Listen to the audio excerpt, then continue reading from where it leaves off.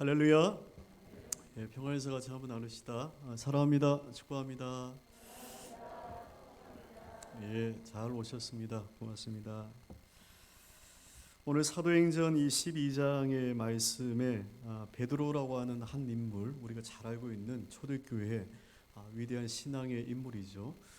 성경에서 우리가 각 인물들의 이야기들이 재밌잖아요. 뭐 아브람, 특별히 야곱의 이야기, 요셉의 이야기, 다니엘, 어릴 때부터 참 많이 들어왔던 이야기입니다. 특별히 이 베드로라고 하는 사람도 그래요. 전과 후가 분명하게 다른 사람이기 때문에 이 베드로의 신앙의 모습은 우리의 모습 같고, 또 우리가 또한 주님 앞에 그렇게 나아가야 되는, 본받아야 되는 모습 같기도 하고 그렇습니다. 오늘 베드로의 신앙의 모습에서 오늘 우리는 하나님 앞에 믿음은 어떤 것인가 라고 하는 이 물음을 던지게 됩니다. 이방인 교회의 안디옥 교회가 하나님 주시는 은혜로 크게 성장을 하고 있는 그 무렵에 예루살렘의 교회가 심각한 위기를 경험을 하게 됩니다. 그것은 오늘 말씀에 보니까 헤롯 왕이, 정확하게는 헤롯 안티바스 1세입니다. 그러니까 예수님이 태어날 때 어린아이를 죽였던 왕이 헤롯 왕인데 그 자녀들 가운데 한 사람입니다. 헤롯 아그리파 1세가 교회를 박해하기 시작한 거죠.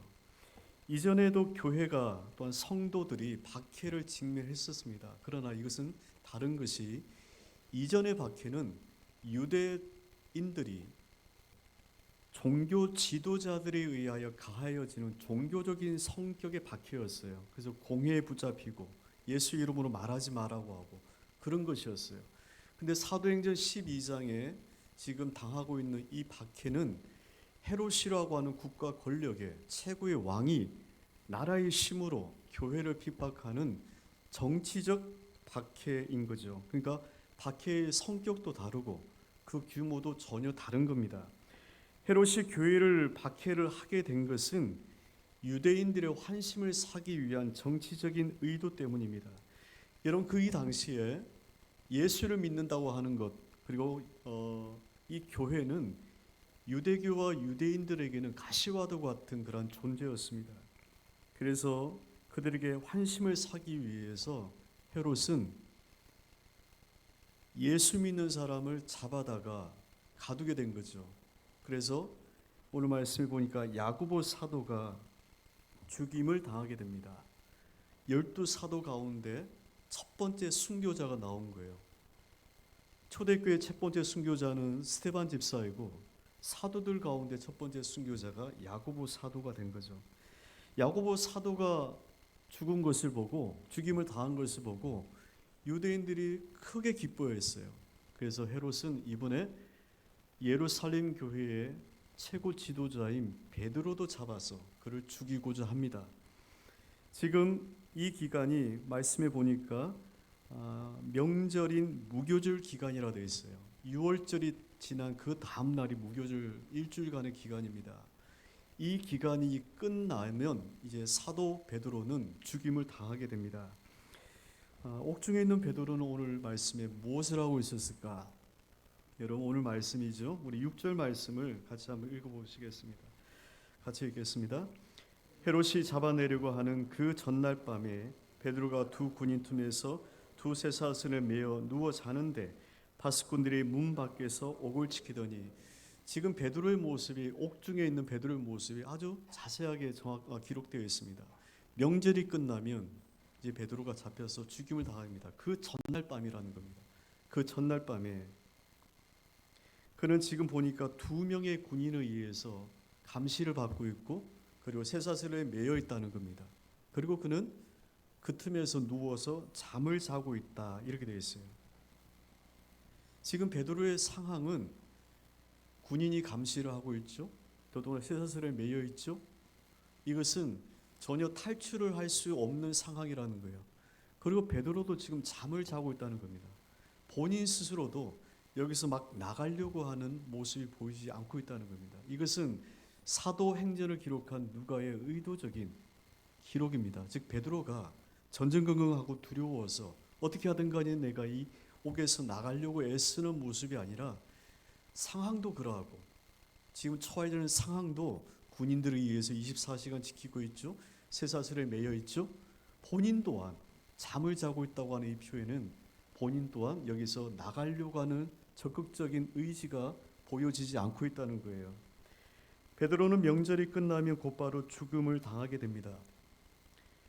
헤롯이 야고보를 죽였던 것처럼 베드로도 분명히 죽일 겁니다. 이것은 분명한 일이에요. 그런데 놀라운 것은 베드로의 모습이죠.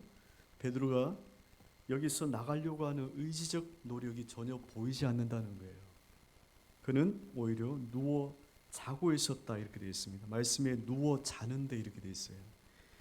여러분 이것은 겨우 눈만 감고서 몸이 너무 피곤한데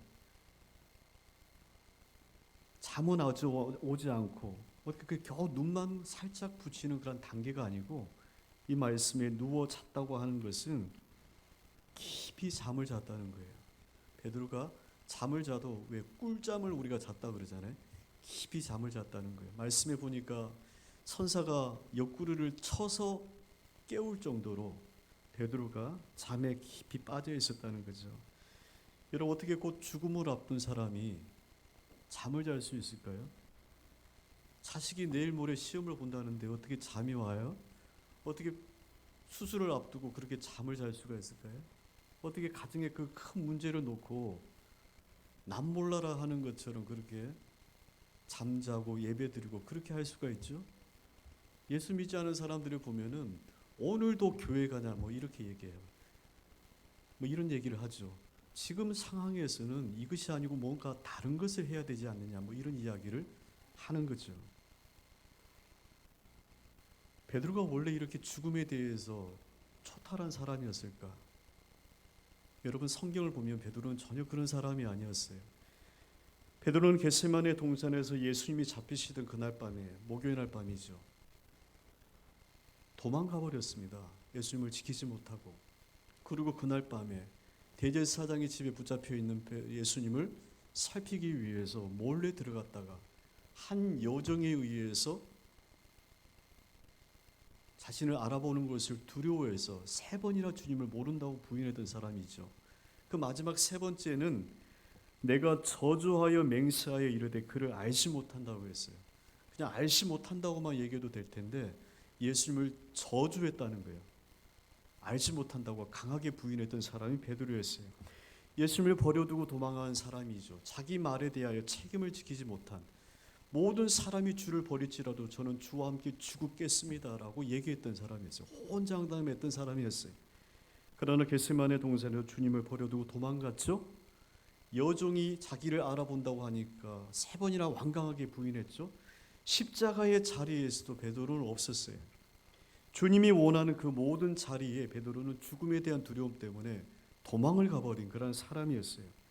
그런데 이 사람이 베드로인데 지금 오늘 말씀해 보니까 죽음을 앞두고 인생 가운데 이만큼 더 절명적인 순간이 어디에 있겠어요? 그런데 어떻게 잠을 잔다? 여러분 잠을 잔다고 하는 것은 2가지 의미를 가지고 있습니다. 하나는 포기나 체념입니다. 그러니까 될 대로 되라 이런 거죠. 시험 될 대로 되라는 거죠. 그 상황 될 대로 되라. 이것은 대단한 믿음이 아니라 포기와 체념입니다. 자기가 어떻게 할 수 없으니까 뭐 내가 어떻게 할 수 없는데 어떻게 하겠어. 될 대로 되라지 뭐 이런 거죠. 그래서 잠을 잔다. 2번째는요. 하나님에 대한 절대적인 믿음에 대한 확신이 있기 때문에 그런 겁니다. 베드로를 통해서 보이는 것은 후자입니다. 베드로는 믿었습니다. 2가지를 믿었습니다. 오늘 이 말씀 속에서 여러분 우리가 이것을 얻기를 원합니다. 문제가 없는 사람은 없습니다. 그러나 거기서 우리가 무엇을 믿어야 되느냐는 거예요. 첫 번째 베드로는요. 하나님을 믿었습니다. 성경에 보니까 그러므로 여호와께서 그의 사랑하는 자에게 잠을 주신다 하셨습니다. 저는 시편 이 127편의 말씀이 참 재미있고 좋아요. 여호와께서 함께 하시지 않으면 집을 지키는 자의 수고가 헛되고 여호와께서 함께 하시지 않으면 파수꾼의 경성함이 헛사로다. 너희가 일찍 일어나고 늦게 누우며 수고의 떡을 먹는 모든 것이 다 헛되도다. 그 다음의 말씀이 그러므로 여호와께서 그 사랑하는 자에게 뭘 주신다고요? 잠을 주신다는 거예요. 이 말씀이 참 좋아요. 밤새도록 집을 지키고 성을 지키려고 해도 하나님이 함께 하시지 않으면 안 된다는 거 아니겠어요? 아침부터 일어나서 하루 종일 수고하여 그 인생의 떡을 먹으려고 해도 주님이 안 계시면 안 된다는 거잖아요. 근데 여호와께서는 사랑하는 자에게 물질을 준다고도 하지 않고 건강을 준다고도 하지 않고 잠을 주신다라고 되어 있어요.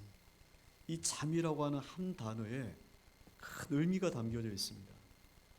하나님을 절대적으로 신뢰하지 못하는 사람은 그 상황 속에서 편안할 수 없어요. 하나님을 절대적으로 의지하지 못하는 사람은 그 상황 가운데 잠을 잘 수가 없어요. 잠을 잔다고 하는 것은 하나님을 신뢰한다는 거예요. 절대적으로 이 모든 것들을 맡긴다는 거예요.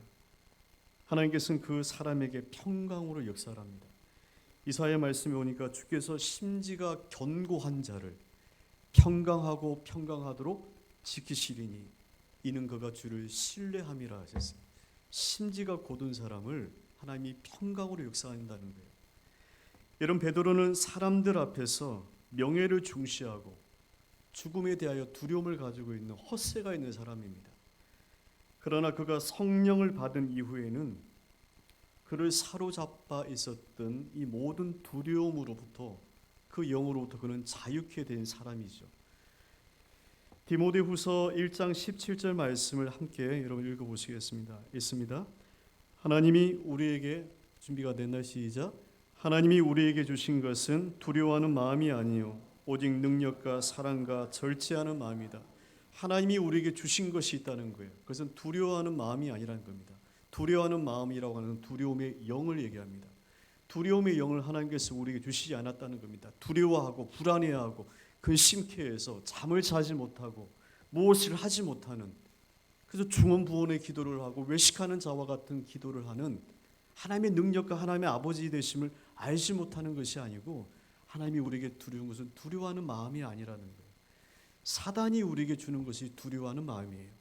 작은 것에도 두려움의 큰 마음을 주어서 전전긍긍하게 하고 그 일을 하지 못하도록 하고 일이 진행을 하지 않았음에도 안 될 것을 믿게 하고, 그러나 말씀에 하나님 우리에게 두려워하는 마음을 주신 것이 아니라 되어 있습니다. 이 두려움의 영이라고 하는 것은 의지적인 노력으로 되어지지 않습니다. 학습으로 되어지지 않는다는 거예요. 우리의 육은요 건강으로 가꿀 수 있습니다. 우리의 혼은 학습과 교육으로 바꿀 수 있습니다. 그러나 우리의 영은 오직 예수 그리스도의 십자가의 보혈의 피가 아니고서는 바뀔 수가 없어요. 이 영이 거룩하게 바뀌었다는 거잖아요. 우리는 하나님께서 우리에게 주신 마음은 담대함입니다. 능력이죠. 성령을 받은 이후에 베드로는 두려움으로부터 그가 자유케 되었습니다. 그가 잠을 잤다고 하는 것은 하나님이 나를 안전하게 지켜주신다, 구원해 주신다고 하는 그 믿음을 잊는 것이고, 또 하나는 그리 아니하실지라도, 즉 야고보처럼 본인도 죽음을 당한다 할지라도 괜찮다는 겁니다. 여러분, 야고보 사도가 본인이 기도를 안 했기 때문에 믿음이 없어서 죽었나요? 아니잖아요. 야고보 사도는 믿음이 없고 기도를 안 했기 때문에 죽었다. 베드로는 기도했기 때문에 살았다. 아니잖아요. 하나님께서 나를 건져주시고 구원해 주실 것을 믿지만, 그러나 하나님의 뜻이 야고보와 같은 순교의 길을 나에게 주신다면 그 또한 내가 마다하지 않겠다. 이것까지 베드로가 받아들인 거예요. 그러니 베드로의 마음이 죽음에 대한 두려움부터 자유케 되어지니 그의 마음이 잠잠할 수밖에 없었던 거죠. 그래서 그가 잠을 잘 수가 있게 된 거죠. 후에 베드로가 옥에서 나오고 난 다음에 그가 편지를 쓴 것이 있습니다. 베드로 전후서입니다. 이 베드로가 편지를 썼던 그 대상은 박해로 인해 가지고 여러 지역에 흩어져 살고 있는, 소아시아 지역에 흩어져 살고 있는 성도들에게 쓴 편지가 베드로 전서, 베드로 후서예요. 고난 가운데, 박해 가운데 있는 그들에게 쓴 편지입니다. 그 편지 가운데 베드로는 그들에게 이렇게 얘기합니다. 너희의 모든 염려를 다 주께 맡기라. 이는 그가 너희를 돌보심이라 했습니다. 베드로도 염려가 있었어요. 베드로는 염려가 없는 사람이 아닙니다. 두려움이 없는 사람이 아닙니다. 그러나 그것을 주님께 맡긴 것이죠. 여러분, 모든 문제를 주님께 맡기시기를 주의 이름으로 축원합니다. 맡긴다고 하는 것은요, 더 이상 그 문제에 관하여 내가 생각하지 않겠다는 거예요. 이것이 중요합니다. 그 문제에 대해서 내가 묵상하지 않겠다는 겁니다. 묵상한다고 하는 것은 계속적으로 그것을 붙잡는다는 거예요. 성경은 우리에게 묵상의 능력을 가질 것을 원합니다. 그 묵상은 하나님의 말씀을 묵상하라고 하는 것이지 문제를 묵상하라고 얘기하지 않아요. 맡긴다고 하는 것은 내가 붙잡고 있는 그것을 더 이상 문제를 생각하지 않는다는 거예요. 문제를 생각하지 않고 주님만을 생각하고 그를 신뢰하겠다는 거예요. 이것이 맡긴다는 거예요. 생각을 바꾸는 겁니다. 여러분, 생각이 바뀌지 않으면 믿음이 바뀔 수가 없어요. 믿음은 생각으로부터 와요. 이 생각이 어떠냐에 따라서 우리 믿음의 결과가 이루어집니다. 생각은 안 될 것을 믿는데, 생각하는데 믿음은 될 것이라고 할 수는 없는 거죠. 맡긴다고 하는 것은 내가 그 일에 대하여 가지는 생각을 문제를 붙잡지 않고 주님을 바라보는 거예요. 그러면 나의 생각이 바뀌는 거죠. 그러면 하나님께서 그때로부터 우리의 삶 가운데 역사를 하십니다. 물에 빠지지 아니하는 방법은요, 이미 베드로를 통해서 주님께서 보여주셨어요. 물에 빠지지 아니하는 방법은 주님을 바라보는 겁니다. 그러나 바람을 보고 파도를 보면 베드로가 그랬던 것처럼 그는 물에 빠졌습니다. 문제에 빠지지 않는 방법은 문제에 집중하는 것이 아니라 주님을 바라보는 겁니다. 그러면 그 문제 속에서 하나님께서는 우리에게 전혀 새로운 길을 역사해 주신다는 겁니다. 베드로는 하나님을 믿었습니다. 그의 신실하신, 그의 도우심, 그의 능력을 베드로는 믿었기 때문에 베드로는 잠을 잘 수가 있었어요. 두 번째는 이겁니다. 베드로는 교회의 중보의 기도를 믿었어요. 오늘 말씀의 5절에 보니까 이에 베드로는 옥에 갇혔고 교회는 그를 위해서 간절히 하나님께 기도하더라 했습니다. 여러분, 하나 여쭤볼게요. 기도하면 될까요? 심각한 질문이죠. 기도하면 될까요? 문제가 없을 때는 이것이 아무런 고민 없이 대답이 됩니다. 그러나 기도해 보았는데도 안 될 때는 이 질문 앞에 사실 주저할 수밖에 없어요. 세상의 진리는 돈이면 무엇이든지 된다는 겁니다. 그것이 세상의 진리입니다. 믿음이에요. 그 믿음대로 살아가는 사람들은 돈으로 모든 것을 하려고 하고 이루어집니다. 그러면 성도가 이 땅 가운데 살아가는 진리는 뭐 해야 되냐는 거예요. 기도하면 되나? 기도에 대하여 심각한 부족함을 겪었던 사람일수록 기도에 대하여 두려움을 가지고 있습니다. 여러분, 야고보 사도가 잡혔을 때 교회는 기도했어요. 그때 베드로도 함께 기도의 자리에 있었을 겁니다. 야고보 사도가 먼저 잡히고 죽었잖아요. 그때 베드로는 교인들과 함께 특별기도처럼 집중기도처럼 교인들과 함께 기도했을 거예요, 분명히. 그러나 하나님의 선하신 뜻은 그 섭리는 야고보를 살려주시지 않고 순교하게 하신 것이었기 때문에 그것을 받아들였던 거죠, 교회는. 그런데 그 베드로가 지금 잡힌 거잖아요. 야고보가 잡혔을 때 온 교회가 함께 기도했던 것처럼 지금 자신이 잡혀 있지만 온 교회는 나를 위해서 기도할 것을 베드로는 분명히 믿었습니다. 여러분, 이것이 중요합니다. 누군가가 나를 위해서 기도한다고 하는 것을 그냥 대충 생각하는 것이 아니고 그 사람은 나를 위해서 기도한다라고 하는 분명한 사람이 있느냐는 거예요.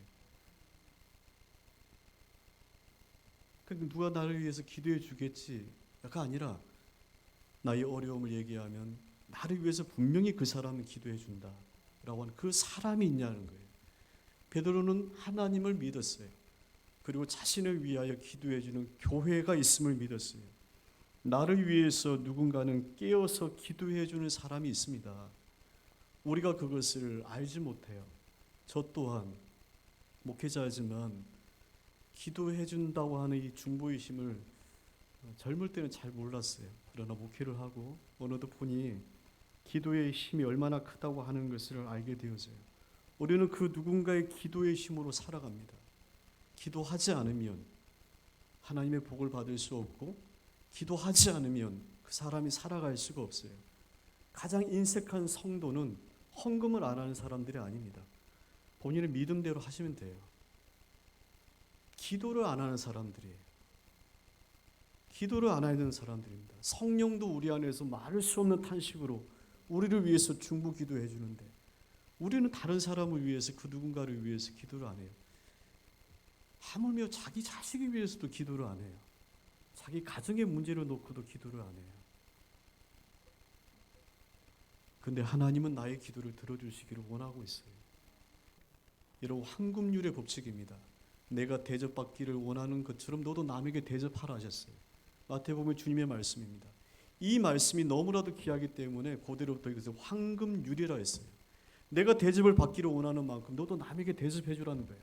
내가 그것에 하나님의 복을 받기를 원하면 너도 남에게 그만큼 하나님의 복을 빌어주라는 거 아니겠어요? 하나님의 축복을 받기를 원하면, 물질의 복을 받기를 원하면 너도 남에게 할 수 있는 만큼의 그 복을 주라는 거 아니겠어요? 황금률이에요. 하나님의 축복인 거잖아요. 우리는 그 누군가의 기도로부터 여러분 살아가요. 성경에는요, 대표적인 중보의 기도자들의 기도가 소개가 되어 있어요. 예수님께서 우리를 위해 중보 기도하셨죠. 모세도 시내산에서 죄악된 주의 백성을 향해서 하나님께 중보 기도함으로 말미암아 이 백성이 살아났어요. 느헤미야가 중보 기도하였기 때문에 그 땅에 총독으로 돌아와서 성벽을 안전하게 지을 수 있었어요. 누가 가라고 한 것도 아닙니다. 본인의 마음에 타는 마음이 있어서 그 땅을 위하여 중보 기도할수록 본인이 그 땅에 총독으로 가야 되겠다고 하는 생각을 하나님 주신 거잖아요. 바울이 중보 기도함으로 각 세웠던 교회가 든든히 세워져 있어요. 누군가는 중보 기도하였기 때문에 그런 역사가 일어나고 있어요. 그런데 그것을 우리가 모른다는 거예요. 자식들이 모르고 있어요. 성도들이 모른다는 거예요. 새벽마다 시간마다 누군가가 여러분을 위해서 기도하고 있다고 하는 것을 모른다는 거예요. 하나님의 은혜가 되면 나중에 그것을 여러분 알게 될 때가 와요. 오늘 이 말씀에 보니까 두 개의 문장이 연결되어 있어요. 베드로는 옥에 갇혔고, 한 개의 문장입니다. 또 하나는 교회는 하나님께 기도하더라, 이렇게 되어 있어요. 베드로가 옥에 갇혔다고 하는 것은 절망적인 현실입니다. 이것은 바꿀 수가 없어요. 바꿀 수가 없어요. 국가 권력에 의해서 붙잡힌 것이기 때문에 이미 야고보 사도도 죽임을 당했기 때문에 베드로도 죽임을 당할 겁니다. 그러나 또 한 개의 문장이 있어요. 교회는 하나님께 기도하더라. 그 말 앞에 부사가 있어요. 간절히 기도하더라, 이렇게 되어 있어요. 교회는 하나님께 간절히 베드로를 위해서 기도하였다는 거예요. 지금 이 상황에서 교회가 할 수 있는 일은 하나님께 기도하는 것밖에 없어요. 뇌물로 써가지고 베드로를 구원할 수가 있을까요?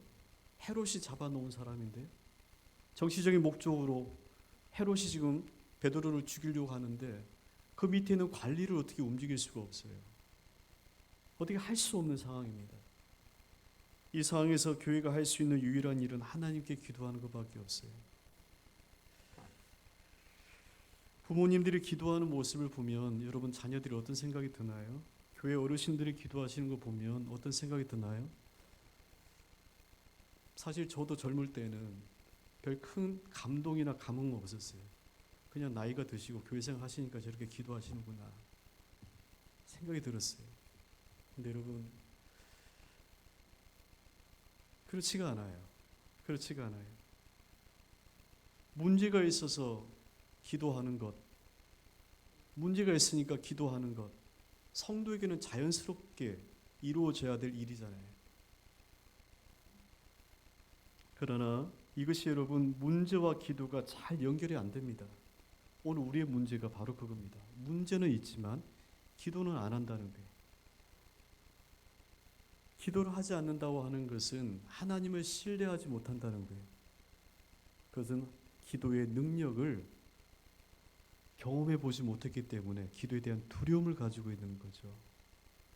제가 예전에 기도에 대한 말씀을 저도 신앙생활하면서 선배들을 통해서 또 책을 통해서 들어왔던 기도는 소나무 하나 붙잡고 뽑을 만큼 그렇게 기도해야 된다. 뭐 그런 얘기를 많이 들었어요. 산에 가서 소나무 하나 붙잡고 뽑아야 된다. 제가 군대를 마치고 나서 복학하기 전에 이 사역에 대한, 이 목회에 대한 두려움이 있었어요. 하나님이 정말 나를 부르셨나. 그래서 제가 기도원에 갔어요. 작정하고. 그 말씀대로 제가 소나무 하나 붙잡고 뽑으려고 기도했어요. 산에 올라가서 이런 기도하는 그 기간에 작정해서 제가 그 기간을 정했는데 그 기간에 마지막 날 올라가서 상기도 한다고 했어요. 만만한 놈 하나 잡았어요. 큰 거는 좀 어려울 것 같고 만만한 놈 하나 잡아가지고 그거 흔들면서 뽑으려고 기도했어요. 손가락에 들어오는 이 만만한 놈도 안 흔들려요, 여보. 밤새도록 해봤는데 새벽까지 해봤는데 안 뽑혀요. 그래서 제가 그때 실망하고 내려왔어요. 소나무가 안 뽑혔어요. 기도가 응답이 안 됐구나. 여러분, 소나무가 뽑혀야 기도가 응답되는 건 아니죠. 여기서 말하는 강조점이 뭐예요? 기도의 선배들이 하나님을 간절히 찾으라는 거 아니겠어요? 그만큼 하나님밖에 없다고 하는 것을 알고 찾으라는 거잖아요. 여러분, 분명한 것은 이겁니다. 기도가 문제를 해결하는 여러 가지 방법들 가운데 한 가지로 본인이 믿을 때는 기도는 전혀 역사하지 않습니다. 왜냐하면 그 믿은 대로 되기 때문에 그래요. 그러나 기도가 모든 문제를 해결하는 유일한 방법이다, 유일한 일이다 라고 믿을 때는 반드시 그 기도는 역사를 합니다. 우리의 생각 자체가 틀리기 때문에 그래요. 이 사람도 만나보고 이 일도 해보고 이렇게 동서남북으로 뛰어보면서 기도해 봐야 되겠다라고 기도를 문제를 해결하는 여러 가지 방법들 가운데 한 가지 방법으로 초이스하게 될 때는 그 믿음대로 아무런 역사가 일어날 수 없어요. 그러나 이 방법 이외에는 없다. 하나님께서 하나님을 찾아야 된다라고 하면 반드시 하나님께서는 우리 기도에 역사를 하세요. 때로는요, 하나님께서는 우리로 하여금 기도할 수밖에 없는 그런 상황을 만드시기도 하십니다.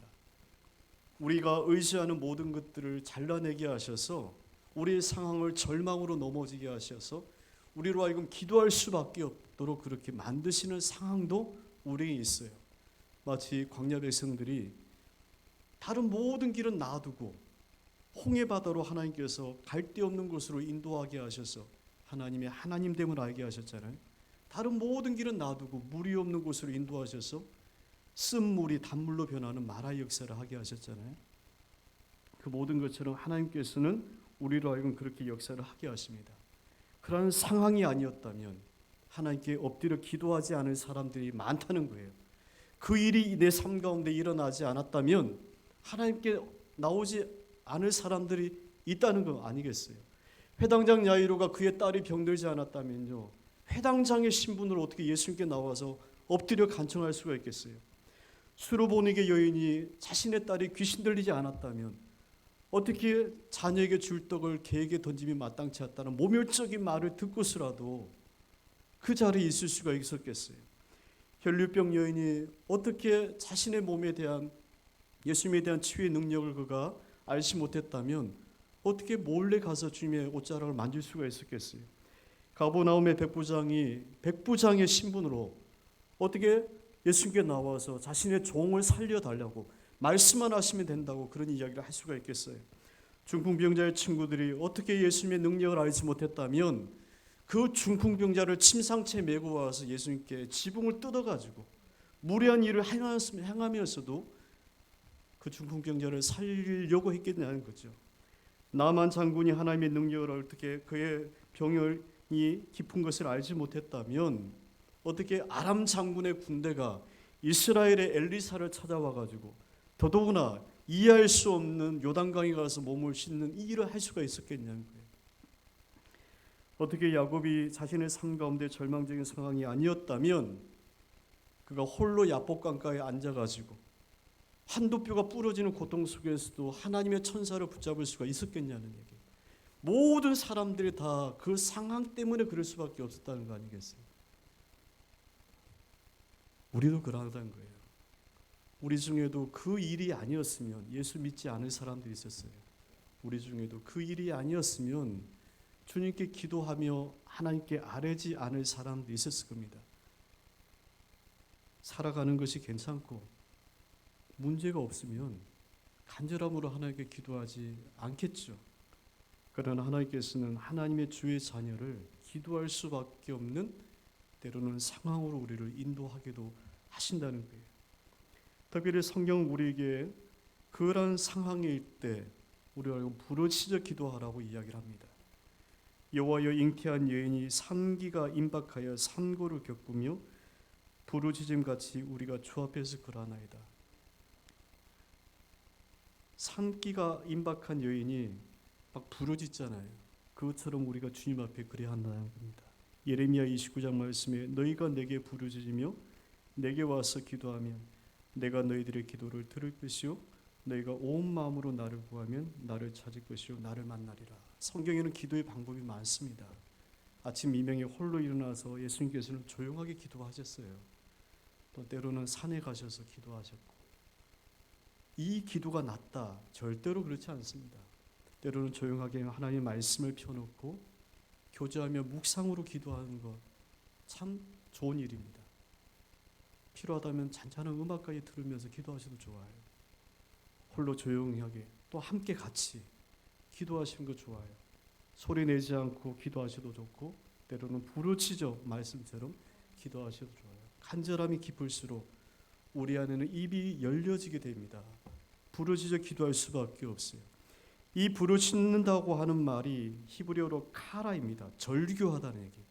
도대체 그 마음의 아픔이 얼마만큼 깊어야 절규가 나오겠어요. 하나님께 너희가 절규하듯 기도하라는 거예요.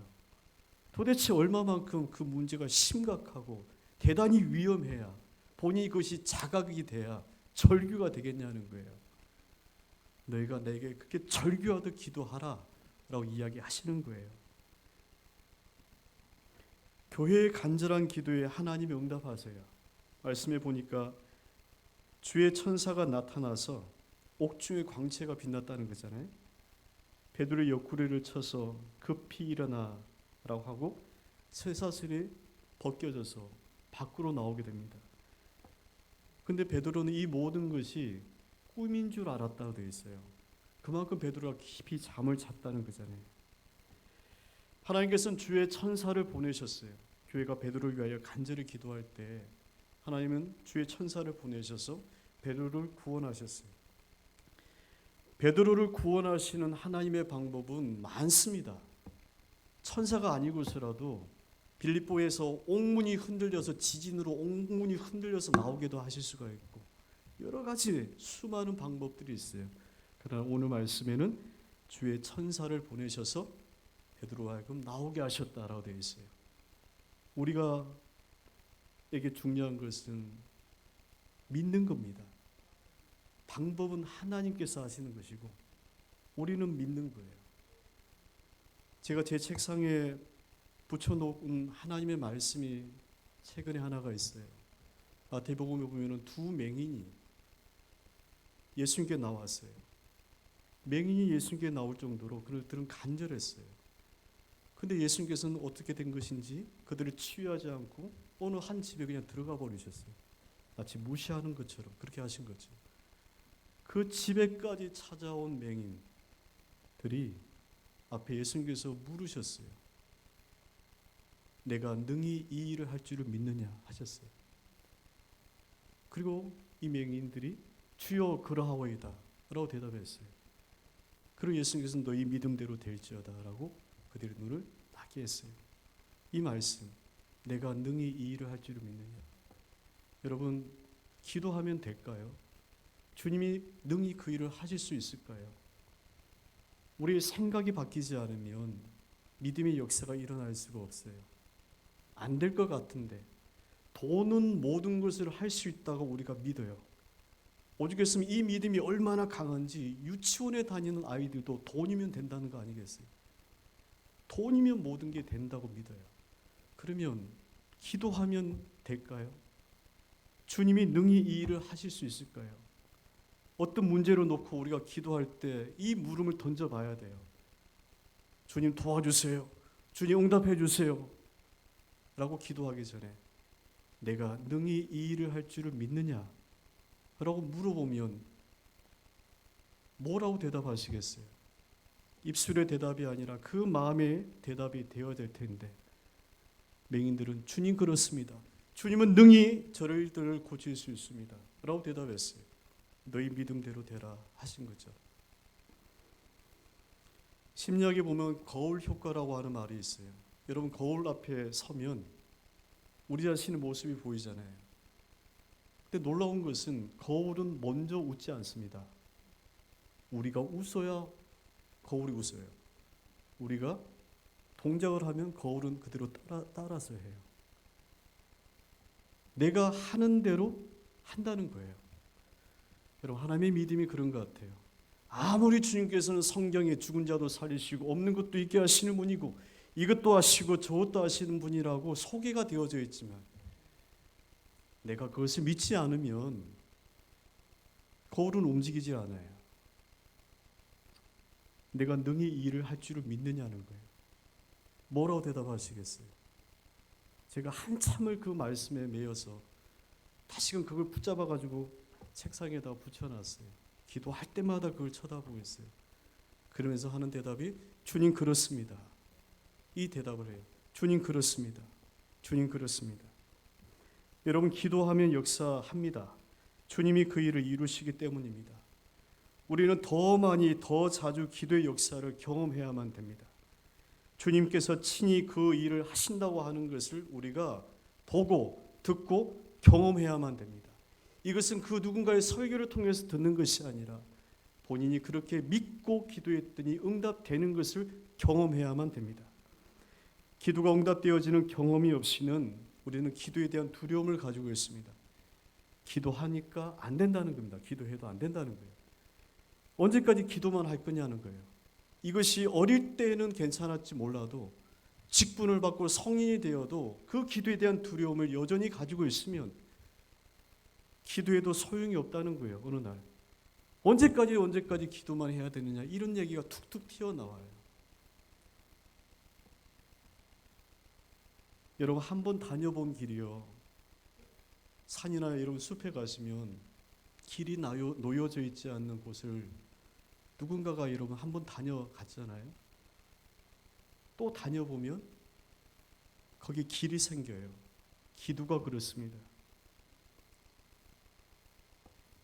다시 그 문제 앞에 우리가 엎드려 기도할 수 있는 힘은 이전에 나를 도와주셨던 하나님의 기도의 응답의 축복을 믿기 때문에 여러분 그런 거죠. 여러분 두 가지를 믿습니다. 하나는 하나님을 믿어요. 우리는. 또 하나는 나를 위해서 중보 기도하고 있는 그 사람이 있다고 하는 걸 믿어요. 우리를 위해서 중보 기도하는 사람들이 있습니다. 교회가 있고 성도님들이 있고 가정 안에 부모님들 함께 있는 사람들이 있어요. 그들의 중보의 기도의 힘으로 오늘 우리가 이 자리에 이 일을 할 수가 있는 거죠. 하나님께서 주시는 기도가 그 도은혜의 승리가 오늘 여러분과 늘 함께 하시기를 주 이름으로 축원합니다. 이 시간 우리 함께 기도할 때에 옥에 갇힌 것 같은 우리의 상황과 문제 하나가 주님의 도우심으로 주를 믿는 믿음 안에서 풀어놓아 자유케 되어지도록 하나님 역사해 주시기를 이 시간 기도드리겠습니다. 기도하겠습니다. 하나님 이 시간 주님 앞에 기도합니다. 옥에 갇힌 것처럼 갇혀서 움직이지 못하는 저희들의 상황이지만 하나님을 절대적으로 믿고 신뢰함으로 인하여 우리 안에 주께서 새 일을 행하실 줄을 믿습니다. 하나님께서 이 모든 일을 하심으로 우리 안에 새 길을 열어주심을 믿습니다. 기도하면 되나? 기도해서 뭐하나? 라고 하는 이 생각에서 하나님 우리로 하여금 자유케 하셔서 기도하면 된다. 하나님께서 도우신다고 하는 분명한 믿음에 하나님 고백을 하는 오늘 주의 자녀들 되게 하여 주시옵소서. 하나님 기도에 두려움이 있습니다. 기도를 해본 사람들이 그러합니다. 기도를 해도 소용이 없고 언제까지 기도만 해야 되나 그런 막연한 두려움에 매여서 문제가 일어날 때 뒷발질 치듯 하나님께 더 가까이 가지 못하고 하나님 방황하는 이들이 있습니다. 주님 주의 은혜를 내리시고 긍휼히 여기셔서 그를 위해서 기도하고 있는 이들이 있다고 하는 것을 알게 하여 주시고 하나님을 분명한 하나님에 대한 믿음을 가지게 하셔서 기도하면 이루어지고 기도하면 주께서 역사하신다고 하는 것을 그 기도의 응답을 작은 것이라도 경험하도록 주님 저희들 모든 성도들에게 특별히 기도하고 있는 주의 자녀들에게 그 기도의 응답의 축복을 허락하여 주시옵소서. 모든 말씀 예수님 이름으로 기도합니다. 아멘.